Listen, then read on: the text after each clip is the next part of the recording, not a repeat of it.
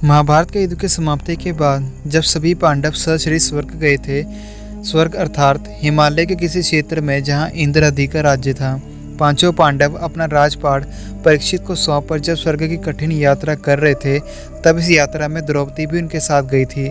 सभी चाहते थे कि हम सशरीर ही स्वर्ग पहुँचें, परंतु रास्ते में कुछ ऐसा घटा कि एक एक करके सभी पांडव की नीचे गिरकर मृत्यु हो गई।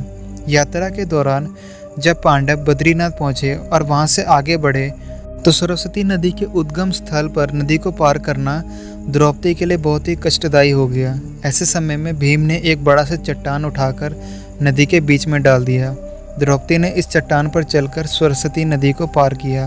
कहते हैं कि माना गांव में सरस्वती के उद्गम स्थल पर आज भी इस चट्टान को देखा जा सकता है। इसे वर्तमान में भीम पुल का नाम दिया गया है। हालांकि महाभारत की कथा के अनुसार पांचों पांडव, द्रौपदी तथा एक कुत्ता उनके साथ चलने लगे। एक जगह द्रौपदी लड़खड़ाकर गिर पड़ी। द्रौपदी को गिरा देख भीम ने युधिष्ठिर से पूछा कि द्रौपदी ने कभी कोई पाप नहीं किया, तो फिर क्या कारण है कि वह नीचे गिर पड़ी। युधिष्ठिर ने कहा, द्रौपदी हम सभी में अर्जुन को अधिक प्रेम करती थी, इसलिए उसके साथ ऐसा हुआ। ऐसा कहकर युधिष्ठिर द्रौपदी को देखे बिना ही आगे बढ़ गए। स्वर्ग यात्रा के दौरान द्रौपदी भीम का सहारा लेकर चलने लगी, लेकिन द्रौपदी भी ज़्यादा दूर तक नहीं चल पाई और वह भी गिरने लगी। ऐसे समय में भीम ने द्रौपदी को संभाला।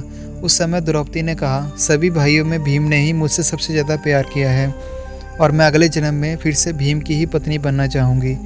थोड़ी देर बाद सहदेव भी गिर गए।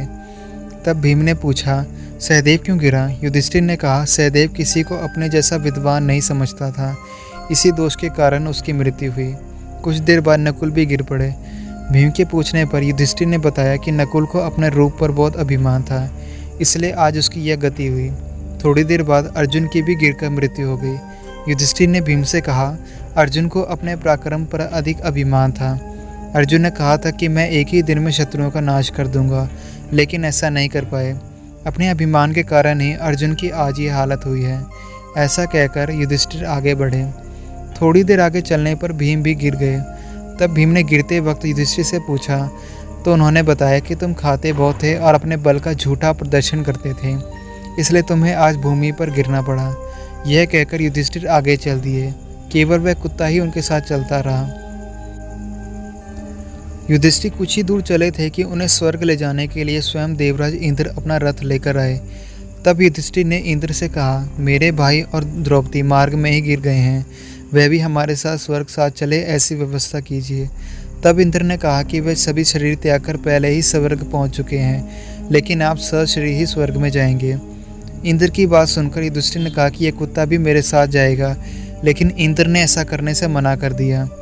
काफ़ी देर समझाने पर भी जब युधिष्ठिर बिना कुत्ते के स्वर्ग जाने के लिए तैयार नहीं हुए, तो कुत्ते के रूप में यमराज अपने वास्तविक रूप में प्रकट हो गए।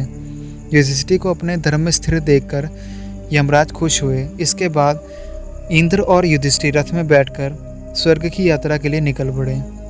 तो ये थी दोस्तों हमारी आज की वीडियो। आपको ये वीडियो कैसी लगी हमें कमेंट बॉक्स में ज़रूर बताइए। Thanks for watching.